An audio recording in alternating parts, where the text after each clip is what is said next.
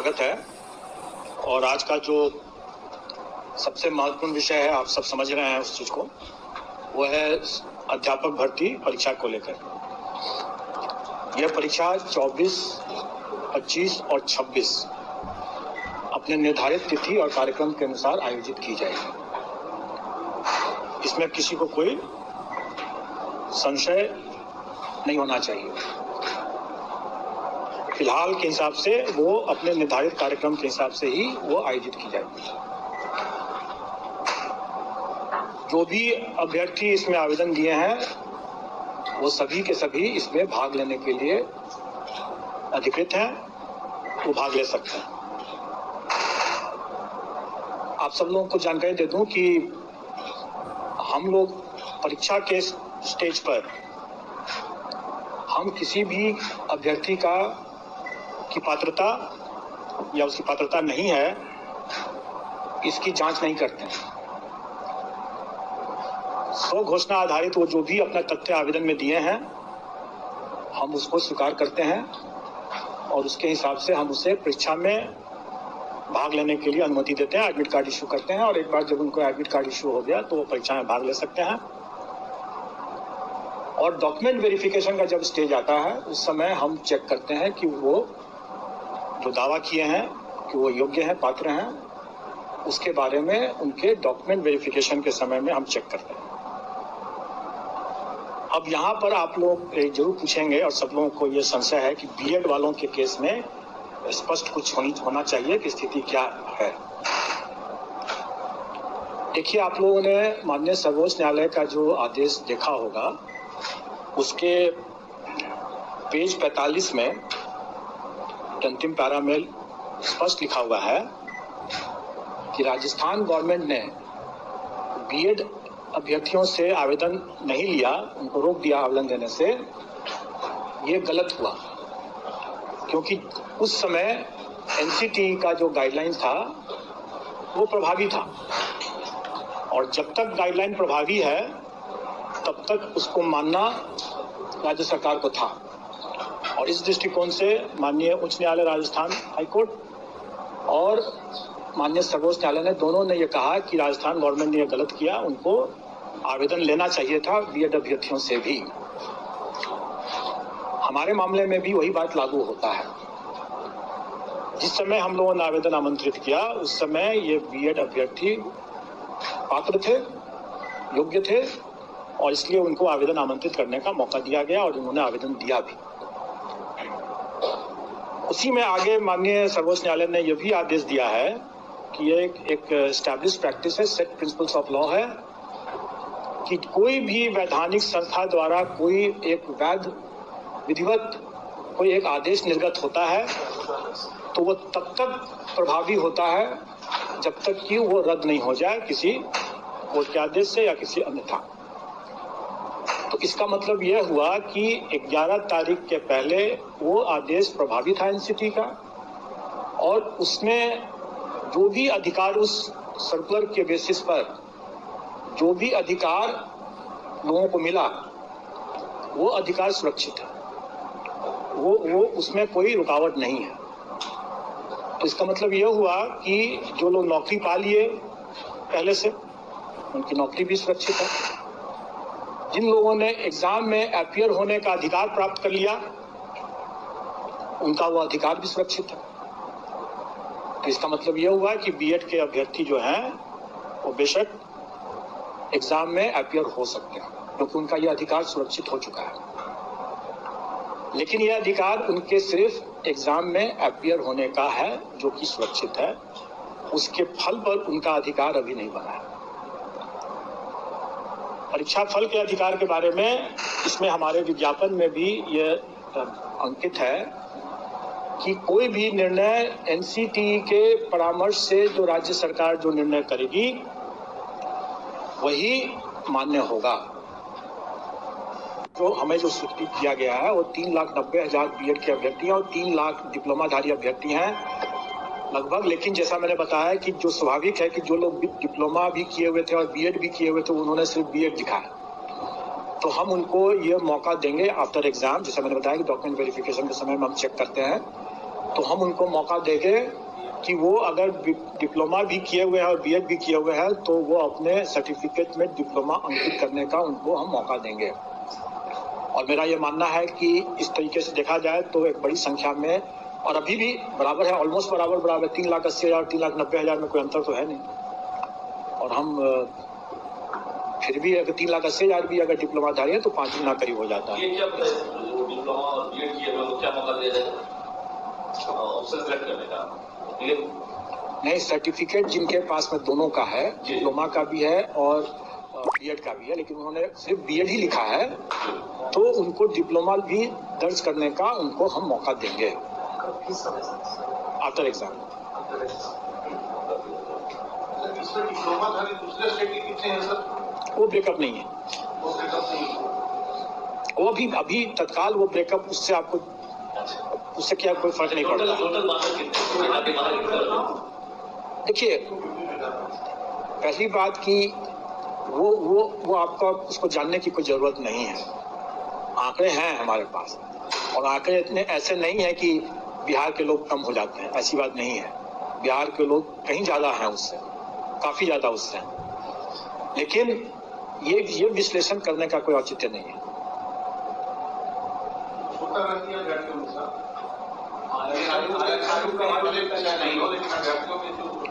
नहीं, वो उत्सुकता आप बढ़ाते हैं, वो आप अपनी सब कुछ किए थे सर। और हमको याद है उस वक्त नियोजन इकाई थी, नियोजन इकाई के समय का जो डेटा दिया गया, इतनी कम संख्या में अभ्यर्थी 8 से 9% अभ्यर्थी हुए, तो नियोजन इकाई में कोई क्यों आएगा जो 20 से 30 भाग लेने? अभी तो क्योंकि आप वेतनमान देंगे और राज्य का दर्जा मिलेगा इसको, तो नेचुरल संख्या बढ़ेगी। आप गलत जगह पर ये सवाल पूछ रहे हैं। आपको ये सवाल सरकार से पूछना चाहिए, मुझसे नहीं पूछना चाहिए।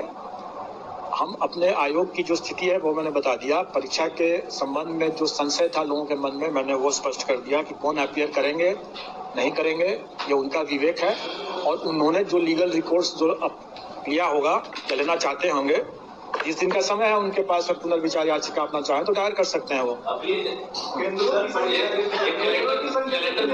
कैलेंडर में कुछ जारी किया हो गया, तो जैसे एग्जाम का आपने 24 से 26 पहले ही बता दिया, एग्जाम मतलब होना उनके साथ दिया गया, फिर चेंज हुआ, और एग्जाम के बाद रिजल्ट को लेकर पहले से प्लानिंग कर दी कि हमको इसमें रिजल्ट जारी करना, सुप्रीम कोर्ट तो बाद में आया। देखिए, अच्छा कि आपने ये प्रश्न पूछ दिया, एक पॉइंट छूट गया था मेरा।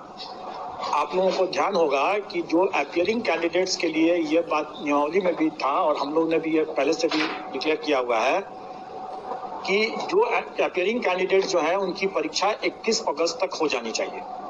ये तो पहला शर्त है। और दूसरा शर्त ये था कि उनका परीक्षा फल जो है वो ऐसी निर्दिष्ट तिथि तक हो जानी चाहिए जो आयोग बाद में संसूचित करेगा। अभी तक आयोग हम लोगों ने वो निर्दिष्ट तिथि संसूचित नहीं किया है। अभी तक वो निर्दिष्ट तिथि संसूचित नहीं किया है क्योंकि अभी तक हमारे पास ये नहीं था कि हम परीक्षा फल कब तक घोषित कर पाएंगे, क्योंकि वो आंकड़े हमारे पास नहीं थे उस समय, जिस समय हम लोग आवेदन आमंत्रित कर रहे थे। कितने कैंडिडेट्स अपीयर करते होते हैं, कितनी संख्या में हमारे पास आता है मामला, ओएमआर की हमारे स्कैन करके रिजल्ट निकालने की क्या क्षमता हमारी हो पाएगी, ये सब चीज थोड़ा सा अभी क्लियर नहीं था। इसीलिए हम लोगों ने वो तिथि नहीं बतलाया कि रिजल्ट हम कब घोषित करेंगे, क्योंकि रिजल्ट घोषित करने के पहले हमें उनका वो सर्टिफिकेट की जरूरत पड़ेगी, क्योंकि वो सर्टिफिकेट अगर नहीं मालूम रहेगा कि वो पास करते हैं कि नहीं करते हैं तो हम कैसे उनका रिजल्ट दे सकते हैं। तो अब लेकिन इसके बाद अभी जो वर्तमान में एक बड़ी समस्या जो आ गई है, बड़ा संशय जो उत्पन्न हो गया है, वो बीएड अभ्यर्थियों की पात्रता को लेकर के हो गया। इसका मतलब ये हुआ है कि हम रिजल्ट निकालने के समय तक हो सकता है कि यह संशय दूर ना हो। तो वैसी स्थिति में हमको इनका रिजल्ट को तो वैसे भी रोक के रखना पड़ जाएगा। अगर वो संशय अगर मान लेते हैं कि वो बीएड अभ्यर्थी माननीय सर्वोच्च न्यायालय में पुनर्विचार याचिका दायर कर देते हैं और वहां से अगर कोई एडमिट हो जाता है वो, तो हमें उसके लिए प्रतीक्षा करना पड़ेगा।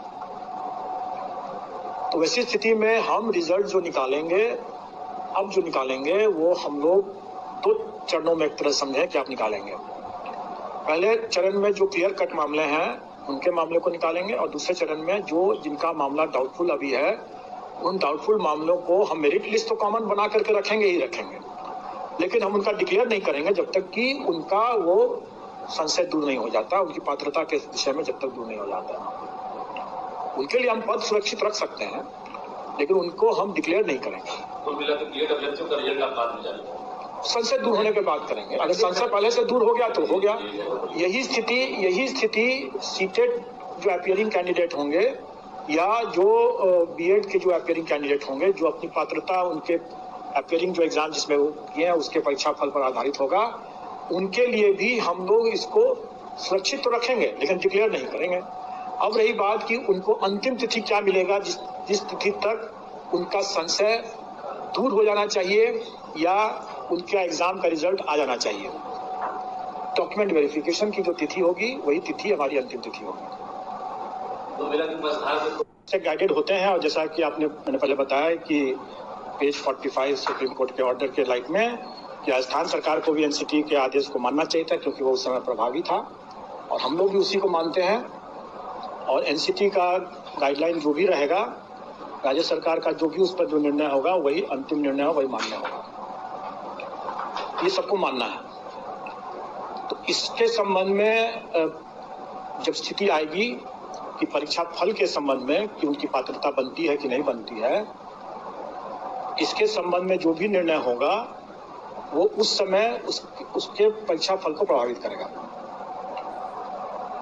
अब एक जैसा आप लोगों ने पाया ही होगा कि माननीय सर्वोच्च न्यायालय ने राइट टू एजुकेशन को राइट टू क्वालिटी एजुकेशन भी माना है।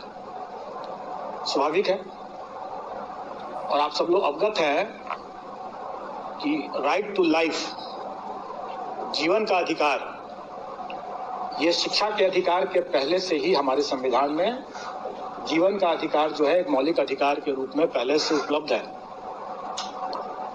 और माननीय सर्वोच्च न्यायालय ने ही अपने पूर्व के बहुत से आदेशों में इसको विस्तारित करके ये भी कहा है कि राइट टू लाइफ जो है वो right to live with dignity को भी उसमें ऐड किया है। और ये अधिकार जो मौलिक अधिकार है जो कि राइट टू एजुकेशन के पहले से है। जैसा आपने अभी देखा कि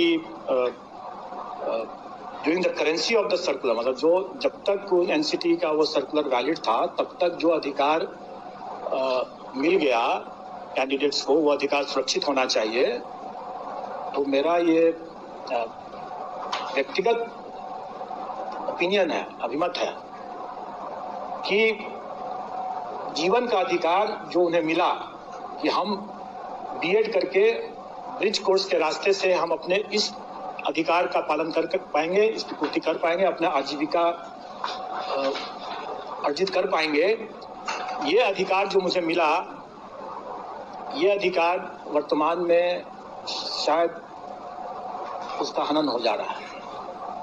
तो अगर कोई अभ्यर्थी, मैं नहीं जानता हूं कि वो कितना सही है कि नहीं है सही है, लेकिन अगर कोई अभ्यर्थी अगर इन सब बिंदुओं को या अपने विधि परामर्श लेकर के अगर अपना कोई दावा या पुनर्याचिका अगर माननीय सर्वोच्च न्यायालय में दायर करते हैं, तो हमें उसके फलाफल के लिए प्रतीक्षा करना पड़ेगा, और उसके फलाफल से ही प्रभावित होगा उनका परीक्षा फल। तो इसका मतलब यह हुआ कि अभ्यर्थी क्या अपना लीगल रिकॉर्ड्स लेते हैं, क्या एनसीटी आदेश करती है, या क्या राज्य सरकार अध्यादेश वगैरह वगैरह जो भी लेकर के आती है, उससे उसका परीक्षा फल प्रभावित हो सकता है, और हम उसका बिल्कुल अनुपालन करेंगे। अब तब ये प्रश्न आप लोगों के मन में जरूर उठता होगा कि जब इतना संशय है तो फिर अभी परीक्षा को क्यों नहीं टाल दिया जाए। स्वाभाविक है, ये सबके मन में ये सवाल उठेगा, और इसका उत्तर भी माननीय सर्वोच्च न्यायालय के इसी आदेश में छुपा हुआ है। माननीय सर्वोच्च न्यायालय ने ये अपने पेज 35 से 36 में ये कहा कि जब आपके पास में डिप्लोमाधारी पर्याप्त संख्या में उपलब्ध थे तो आपको बीएड के साथ ब्रिज कोर्स के साथ उसको अलाउ करने का कोई औचित्य नहीं था। ये साफ साफ उसमें लिखा हुआ है कि, और इसी कारण से भी ये रद्द हुआ है, क्योंकि आपको याद होगा, जानकारी होगी कि केवीएस ने शिक्षकों की कमी के कारण से ये प्रस्ताव दिया था, यह अनुरोध किया था, जिसको एनसीटी ने मान लिया। लेकिन राजस्थान के मामले में सुप्रीम कोर्ट की यह तीखी टिप्पणी है कि जब आपके पास में वहां पर पर्याप्त संख्या में अभ्यर्थी मौजूद थे डिप्लोमाधारी, तब फिर ये ब्रिज कोर्स करके बीएड को शामिल करने का क्या औचित्य है? अगर हम यही कहें कि हमारे पास जब पर्याप्त संख्या में डिप्लोमाधारी अभ्यर्थी उपलब्ध हैं, तो परीक्षा को स्थगित करने का क्या औचित्य है? तब तो क्या हम ये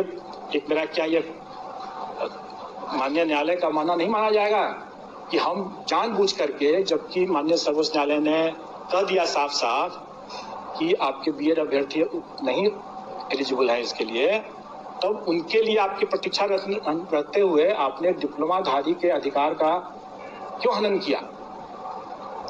इसलिए हम डिप्लोमाधारी के अधिकार का हनन नहीं करेंगे, माननीय सर्वोच्च न्यायालय के अवमानना का भागी नहीं बनेंगे। माननीय सर्वोच्च न्यायालय ने जिस तीखी टिप्पणी को अपना आधार बनाया है, हम उसी तीखी टिप्पणी के आलोक में ये कहेंगे कि हम परीक्षा को नहीं टालेंगे। तो कई जगह दुष्प्रचार ये चल रहा था कि बीएड अभ्यर्थी 5 लाख हैं, ये 6 लाख हैं, कुछ लाख हैं। मैं तो यह कहूंगा कि एज लॉन्ग एज, जो माननीय सर्वोच्च न्यायालय ने कहा कि आपके पास में पर्याप्त डिप्लोमाधारी अभ्यर्थी है, मतलब कि अगर हमारे पास 80,000 वैकेंसी है, हमारे पास 80,000 कैंडिडेट्स भी अगर डिप्लोमाधारी रहते तो भी मैं परीक्षा कराता। अभी तो वर्तमान में हमारे पास 80,000 नहीं, हमारे पास 3,80,000 थे। इसलिए इस तरह का दुष्प्रचार कृपा करके न करें।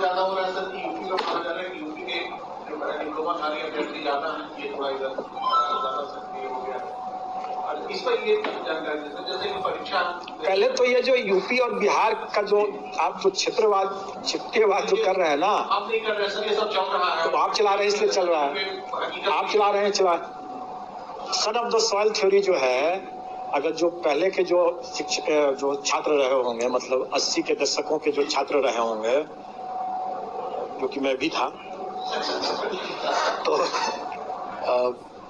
Son of the soil theory सब लोग जानते होंगे। और ये बिल्कुल ही ये उस जमाने में आसाम गण परिषद का छात्र आंदोलन ही हुआ था उसमें, और आसाम गण परिषद वालों ने किया था आसाम में, और उस समय ही माननीय सर्वोच्च न्यायालय ने son of the soil theory को रिजेक्ट किया था। भारत के नागरिक हम एक हैं, हम कोई बिहार के नागरिक नहीं हैं या कोई यूपी के नागरिक नहीं है, हम भारत के नागरिक हैं। और भारत के नागरिक होने के कारण से हम कहीं भी जाकर नौकरी कर सकते हैं। सन ऑफ द सॉइल की हम आसाम के हैं तो आसाम के ही करेंगे, बिहार के हैं बिहार के ही करेंगे।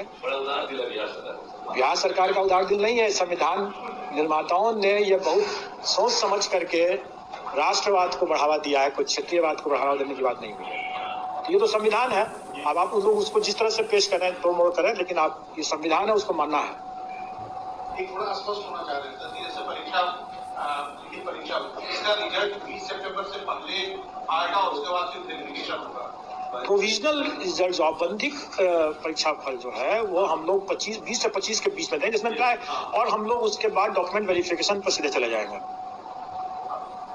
तो मेरा कैलेंडर तैयार है सरकार जो आभास है, और आप लोगों को भी होगा ही, माननीय मुख्यमंत्री जी ने भी अभी 15 अगस्त को भी ये घोषणा किया है कि हम लोग का ये उद्देश्य है कि हम लोग भर्ती रिक्तियों को भर दें, क्योंकि जैसा अभी ये बात हुई कि शिक्षा का जो अधिकार है आरटी, उसके तहत अगर कोई शिक्षक ही नहीं है तो शिक्षा का अधिकार क्या हुआ फिर? इसलिए हमें रिक्तियों को भरना आवश्यक है, और सरकार भी कृत संकल्प है, और इसीलिए हम लोग भी कृत संकल्प है कि हम लोग भर देंगे। इसलिए हमारा कैलेंडर भी तैयार है। संभावित है कि आने वाले समय में अगर इसकी भी वैकेंसी बच जाए, कुछ अगर इस कारण से, वैसे बचना नहीं चाहिए, लेकिन अगर बच जाता है कोई वैकेंसी, और कल को अगर सरकार और भी वैकेंसी क्रिएट करती है, जैसे बार बार लोग मांग करते रहे हैं, तो बहुत संभव है कि सेकंड राउंड, थर्ड राउंड, जितना राउंड होगा सरकार करना चाहेगी, कर सकती है। नेगेटिव बातों की बात की आपने पहले ही किया, अभी बड़ी घोषणा हो गई, पासिंग परसेंटेज तो बढ़ेगा, लग रहा है कि ये सीट जो है तो पूरा कवर होने की संभावना है, ये हटेगा भी। ऐसा है कि पूरा तो पहले भी कवर होना है, चाहे नेगेटिव रहे चाहे पॉजिटिव रहे, तो दोनों ही हालत में पूरा भरना है, क्योंकि अनुपात इतना ज्यादा है, एक एक पद पर 5 से अधिक। अभी अगर खाली डिप्लोमा वाले को देखें, बीएड को देखें तो 10 से ज्यादा हो जाता है, तो कुछ कुछ कैटेगरी में तो 13 गुना, कहीं कहीं 24 गुना ऐसे अभ्यर्थी, तो इसलिए और कुछ में भी है, तो स्वाभाविक है कि जो हमारे जो अभ्यर्थी जितने दिए हैं उसके हिसाब से अगर हम जो अपना जो 100% भरने का प्रयास करेंगे तो भी हम 100% नहीं भर पाएंगे। कारण कि कुछ ऐसे पद हैं जिसमें कि अभ्यर्थी कम है, रिक्ति ज्यादा है, तो वैसे मामले जो होंगे, स्वाभाविक है कि वैसे मामले को सरकार अगर चाहेगी तो वैसे रिक्तियों को फिर से सेकेंड राउंड के लिए लाएगी। और जैसा आप लोग जानते ही हैं कि STET की परीक्षा भी है, तो वो भी परीक्षा तब तक हो चुका रहेगा, उसका भी रिजल्ट आ चुका है, तो उसके बाद सेकंड राउंड हो सकता है, बड़ी संख्या में लोग आएंगे। सरकार और जो है उसका मैंडेट हम लोगों को जो मिला है, उस मैंडेट के हिसाब से हम लोग परीक्षा को सफलतापूर्वक, कदाचार मुक्त, पूर्ण पारदर्शिता के साथ करने के लिए संकल्प है। और आप लोगों ने जो पाया भी होगा कि 67th ऑनवर्ड, मतलब 67 की जो पुनर्परीक्षा के बाद से जितनी भी परीक्षाएं जो ली गई है, सभी परीक्षा में अभी तक हमारे यहाँ आयोग से कहीं पर भी कोई शिकायत कदाचार को लेकर के, पेपर लीक को लेकर के, शायद अब आप लोग शायद भूल भी गए कि once upon a time there was a paper leak and इतिहास हो गया अभी, तो शायद अभी भी कोई चर्चा नहीं कर रहे हैं इस बात। तो अच्छी बात है, ये कॉन्फिडेंस देता है, और आप लोग भी सतर्क रहें और हम लोग को भी सतर्क रखें। कम से कम आपके कक्ष में और कंट्रोल रूम में भी, यह कंट्रोल रूम सेंटर पर भी रहेगा, डिस्ट्रिक्ट में भी रहेगा, और यहाँ कमीशन के यहाँ पर बगल वाले कमरे में वहाँ पे भी रहेगा। और उसको हमारे प्रॉक्टर्स उसको चेक करेंगे, पर्याप्त संख्या प्रॉक्टर्स रहेंगे डिस्ट्रिक्ट लेवल पर भी, यहाँ पर भी, और फिर हम लोग इसका एक और कंट्रोल रूम जो वेंडर बनाएंगे वो अपने दिल्ली में भी रखेंगे इसको, ताकि वहाँ पर भी बड़े पैमाने पर इसकी सभी वीडियो फुटेज को जो देखेंगे, और देख करके कहीं पर भी अगर कोई अनटूवर्ड्स अगर हो रहा है, कदाचार हो रहा है, तो उसकी चिन्हित करके तुरंत उसकी सूचना देंगे, उस पर कार्रवाई की जाएगी। हम लोग का यह भी प्रयास है कि जो हमारा कंट्रोल रूम यहाँ का है, उसका लाइव वीडियो फुटेज जो है हम लोग स्ट्रीम करने का कोशिश करेंगे, ताकि आप लोग घर बैठे भी आप लोग चाहें तो देख सकते हैं। वैसे मीडिया के लोग यहाँ पर कंट्रोल रूम में आकर के अगर देखना चाहें तो वो उस परीक्षा के दिन भी यहाँ पर आकर के देख सकते हैं कि कंट्रोल रूम में कैसे क्या चीज चल रहा है यहाँ पर, और इसी तरह से डिस्ट्रिक्ट लेवल पर भी रहेगा। स्वाभाविक है कि सेंटर में यह सुविधा नहीं दी जाएगी, क्योंकि सेंटर में हम मीडिया कर्मी को प्रवेश की अनुमति नहीं रहेगी। मैं समझता हूं कि जो एक लास्ट पॉइंट बच गया, एक ऑब्जर्वर का सिस्टम हम लोग इस बार बना रहे हैं कि कमीशन से ऑब्जर्वर, सरकार की मदद से, ऑफ कोर्स सरकार के वरीय पदाधिकारी जो कि सचिव, प्रधान सचिव स्तर के पदाधिकारी रहेंगे, वो प्रत्येक जिला में ऑब्जर्वर के रूप में जाएंगे और देखेंगे। और प्रमंडलीय आयुक्त को भी हम लोग ये अनुरोध कर रहे हैं सरकार के माध्यम से कि वो लोग भी ऑब्जर्वर की भूमिका में रहेंगे अपने अपने क्षेत्र में निर्धारित तिथियों पर। तो मैं समझता हूं कि मैंने परीक्षा के संचालन के जो मुख्य बिंदु हैं वो आप सब लोगों को बता दिया। इस बार एक और है कि बायोमेट्रिक का जो मैंने बताया कि विशेष ध्यान रखा जाएगा, तो एडमिट कार्ड की वैलिडिटी, अभ्यर्थियों की वैलिडिटी, इम्पर्सनेशन, इन सबों का बड़ा ख्याल रखा गया है। तो हमारा बायोमेट्रिक का भी, ये एडमिट कार्ड का भी हम QR कोड की स्कैनिंग करेंगे और अपने डेटाबेस से मिलान करेंगे, रियल टाइम में यह मिलान हो जाएगा। दूसरा कि कैंडिडेट्स का फिंगरप्रिंट्स एंड फेशियल रिकॉग्निशन भी लिया जाएगा, ताकि कोई इम्पर्सनेशन का मामला न हो, और कोई अगर हमारे डेटाबेस से मिसमैच करेगा तो वो भी हम लोग उसको रियल टाइम में पकड़ सकते हैं। ये रिकॉर्ड के रूप में भी रहेगा। और हम लोग अलग से भी ये व्यवस्था कर चुके हैं कि अब जब कोई व्यक्ति, कोई अभ्यर्थी सक्सेसफुल होने के बाद जब नौकरी के लिए जाते हैं तो उसका डॉसियर जो होता है, डॉसियर अभी तक हम लोग हार्ड कॉपी में भेजते थे, अब हम लोग सॉफ्ट कॉपी में भेजना शुरू कर चुके हैं, जिसमें हम लोग सॉफ्ट कॉपी में उसके डॉक्यूमेंट्स के साथ साथ उसका जो बायोमेट्रिक डिटेल्स हमारे पास है वो भी हम भेजेंगे। तो अब अभ्यर्थी नौकरी पाने के बाद भी वो उस बायोमेट्रिक के दायरे में रहेंगे, और अगर नौकरी पा लिए राम कुमार बन करके और श्याम कुमार बन करके वास्तव में फिर नौकरी कर रहे हैं, तो वो भी किसी भी समय में वो चिन्हित हो जाएगा, क्योंकि बायोमेट्रिक हमारे पास और उनके पास भी रहेगा और बायोमेट्रिक अटेंडेंस से उसकी वेरीफाई हो जाएगा वो। इसलिए मेरा अनुरोध है कि जितना मेहनत आप बायोमेट्रिक सिस्टम को तोड़ने में लगाएंगे, शायद न तोड़ पाएं, उससे बेहतर है कि उतना समय अपने पठन पाठन पर ध्यान रखें, अच्छे से परीक्षा दें और अच्छा से कदाचार मुक्त परीक्षा रहेगा तो आपको सही तरीके से रिजल्ट भी मिलेगा, सही समय पर भी मिलेगा और सबका उसमें कल्याण होगा। डिप्लोमाधारी हमारे पास पर्याप्त संख्या में है। 3,80,000 से ज्यादा हमारे डिप्लोमाधारी प्राथमिक शिक्षक के लिए अभ्यर्थी हैं। कई ऐसे बीएड वाले भी हैं जो कि डिप्लोमा भी प्राप्त किए होंगे, लेकिन उन्होंने शायद अपना बीएड ही लिखा होगा।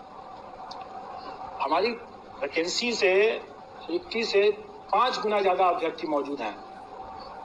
हम कभी भी इसको इग्नोर नहीं कर सकते हैं, इस तथ्य को, खास करके माननीय सर्वोच्च न्यायालय के इस तीखी टिप्पणी के आलोक में, और हम इसको परीक्षा को कोई पोस्टपोन नहीं करेंगे। तो ये तो बहुत स्पष्ट बात हो गई, और मैंने बता दिया कि बीएड अभ्यर्थी भी भाग ले सकते हैं क्योंकि यह उनका अधिकार सुरक्षित हो चुका था, लेकिन उनका परीक्षा फल प्रभावित होगा उनके खुद अपने लीगल रिकॉर्ड्स को देखते हुए कि वो क्या पुनर्विचार याचिका दायर करते हैं या नहीं करते हैं, या एनसीटी या राज्य सरकार क्या निर्णय लेती है। और जैसा मैंने भी बताया कि ये निर्णय कि वो पात्र हैं या नहीं पात्र हैं, ये हम डॉक्यूमेंट वेरिफिकेशन के समय करते हैं। उसके पहले हम मान के चलते हैं कि जो भी उन्होंने दावा किया है वो सही है, और हम उसके हिसाब से अपना मेरिट लिस्ट बनाते हैं। आज इस प्रेस कॉन्फ्रेंस में आप सब लोगों का स्वागत है, और आज का जो सबसे महत्वपूर्ण विषय है, आप सब समझ रहे हैं उस चीज को, वो है अध्यापक भर्ती परीक्षा को लेकर। यह परीक्षा 24, 25 और 26 अपने निर्धारित तिथि और कार्यक्रम के अनुसार आयोजित की जाएगी। इसमें किसी को कोई संशय नहीं होना चाहिए। फिलहाल के हिसाब से वो अपने निर्धारित कार्यक्रम के हिसाब से ही वो आयोजित की जाएगी। जो भी अभ्यर्थी इसमें आवेदन दिए हैं वो सभी के सभी इसमें भाग लेने के लिए अधिकृत हैं, वो भाग ले सकते हैं। आप सब लोगों को जानकारी दे दूं कि हम लोग परीक्षा के स्टेज पर हम किसी भी अभ्यर्थी की पात्रता या उसकी पात्रता नहीं है, इसकी जांच नहीं करते हैं। स्व घोषणा आधारित वो जो भी अपना तथ्य आवेदन में दिए हैं, हम उसको स्वीकार करते हैं और उसके हिसाब से हम उसे परीक्षा में भाग लेने के लिए अनुमति देते हैं, एडमिट कार्ड इशू करते हैं, और एक बार जब उनको एडमिट कार्ड इशू हो गया तो वो परीक्षा में भाग ले सकते हैं। और डॉक्यूमेंट वेरिफिकेशन का जब स्टेज आता है उस समय हम चेक करते हैं कि वो जो दावा किए हैं कि वो योग्य हैं, पात्र हैं, उसके बारे में उनके डॉक्यूमेंट वेरिफिकेशन के समय में हम चेक करते हैं। अब यहाँ पर आप लोग जरूर पूछेंगे और सब लोगों को ये संशय है कि बीएड वालों के केस में स्पष्ट कुछ होना चाहिए कि स्थिति क्या है। देखिए, आप लोगों ने माननीय सर्वोच्च न्यायालय का जो आदेश देखा होगा, उसके पेज 45 में अंतिम पैरा में स्पष्ट लिखा हुआ है कि राजस्थान गवर्नमेंट ने बीएड अभ्यर्थियों से आवेदन नहीं लिया, उनको रोक दिया आवेदन देने से। ये गलत हुआ क्योंकि उस समय एनसीटी का जो गाइडलाइन था वो प्रभावी था, और जब तक गाइडलाइन प्रभावी है तब तक उसको मानना राज्य सरकार को था। और इस दृष्टिकोण से माननीय उच्च न्यायालय राजस्थान हाईकोर्ट और माननीय सर्वोच्च न्यायालय ने दोनों ने ये कहा कि राजस्थान गवर्नमेंट ने ये गलत किया, उनको आवेदन लेना चाहिए था बीएड अभ्यर्थियों से भी। हमारे मामले में भी वही बात लागू होता है। जिस समय हम लोगों ने आवेदन आमंत्रित किया उस समय ये बीएड अभ्यर्थी पात्र थे, योग्य थे और इसलिए उनको आवेदन आमंत्रित करने का मौका दिया गया और उन्होंने आवेदन दिया भी। उसी में आगे माननीय सर्वोच्च न्यायालय ने यह भी आदेश दिया है कि ये एक एस्टैब्लिश प्रैक्टिस है, सेट प्रिंसिपल्स ऑफ लॉ है कि कोई भी वैधानिक संस्था द्वारा कोई एक वैध विधिवत कोई एक आदेश निर्गत होता है तो वो तब तक प्रभावी होता है जब तक कि वो रद्द नहीं हो जाए किसी कोर्ट के आदेश से या किसी अन्यथा। तो इसका मतलब यह हुआ कि 11 तारीख के पहले वो आदेश प्रभावी था एनसीटी का और उसमें जो भी अधिकार उस सर्कुलर के बेसिस पर जो भी अधिकार लोगों को मिला वो अधिकार सुरक्षित है, वो उसमें कोई रुकावट नहीं है। तो इसका मतलब यह हुआ कि जो लोग नौकरी पा लिए पहले से उनकी नौकरी भी सुरक्षित है, जिन लोगों ने एग्जाम में अपीयर होने का अधिकार प्राप्त कर लिया उनका वो अधिकार भी सुरक्षित है। तो इसका मतलब यह हुआ कि बीएड के अभ्यर्थी जो हैं वो बेशक एग्जाम में अपीयर हो सकते हैं क्योंकि उनका यह अधिकार सुरक्षित हो चुका है। लेकिन यह अधिकार उनके सिर्फ एग्जाम में अपीयर होने का है जो कि सुरक्षित है, उसके फल पर उनका अधिकार अभी नहीं बना है। परीक्षा फल के अधिकार के बारे में इसमें हमारे विज्ञापन में भी यह अंकित है कि कोई भी निर्णय एनसीटी के परामर्श से जो राज्य सरकार जो निर्णय करेगी वही मान्य होगा। जो हमें जो सूचित किया गया है वो 3,90,000 बीएड के अभ्यर्थी हैं और 3 लाख डिप्लोमाधारी अभ्यर्थी हैं लगभग। लेकिन जैसा मैंने बताया कि जो स्वाभाविक है कि जो लोग डिप्लोमा भी किए हुए थे और बीएड भी किए हुए थे उन्होंने सिर्फ बीएड लिखा है, तो हम उनको ये मौका देंगे आफ्टर एग्जाम। जैसा मैंने बताया कि डॉक्यूमेंट वेरिफिकेशन के समय में हम चेक करते हैं, तो हम उनको मौका देंगे कि वो अगर